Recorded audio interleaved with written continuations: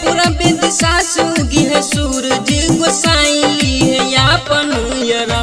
भौजी चाला छठी घाट भइल भोर भीन सर, भौजी चाला छठी घाट भइल भोर भीन सर भीन सर। पूर्व दिशा से उगी है, पूर्व दिशा से उगी है सूरज गोसाई है अपन यरक।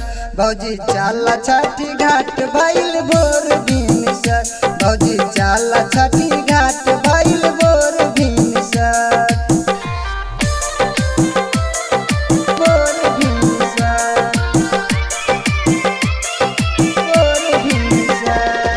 छठी माँ से मांगे भौजी के जो अन्न धन है, माता से मांगिया भौजी गोदी में ललन है, गोदी में ललन है। छठी माँ से मांगे भौजी के यो अन्न धन है, माता से मांगी हा भौजी गोदी में ललन है। श्रद्धा पुराई देता, श्रद्धा पुराई देता माता पर भौजी तहु राखिया दयान। भौजी चाला छठी घाट भइल भोर भीन सर, भौजी चाला छठी घाट भइल भोर भीन सर,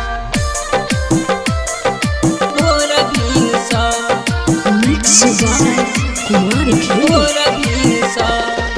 मानमा में रखा भौजी तहु विश्वास है, छठी माँ पुराई देता मानमा के आस है, ए माँ के आस है।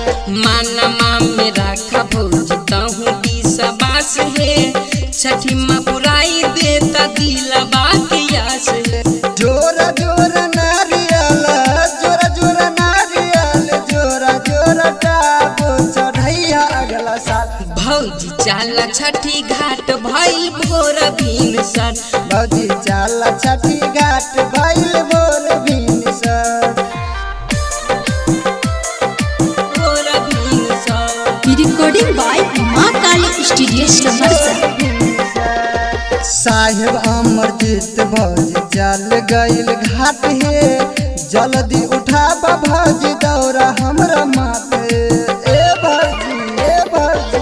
गौतम साहिब भौजी चल गईले घाट है, जल्दी उठाबा भौजी दौरा हमरा मात है। चौधरी विपिन संतोष, चौधरी विपिन संतोष गावे माँ के भजन दोनों मिले एक साथ। भौजी चाला छठी घाट भइल भोर भीन सर, भौजी चाला छठी घाट भइल भोर भीन सर।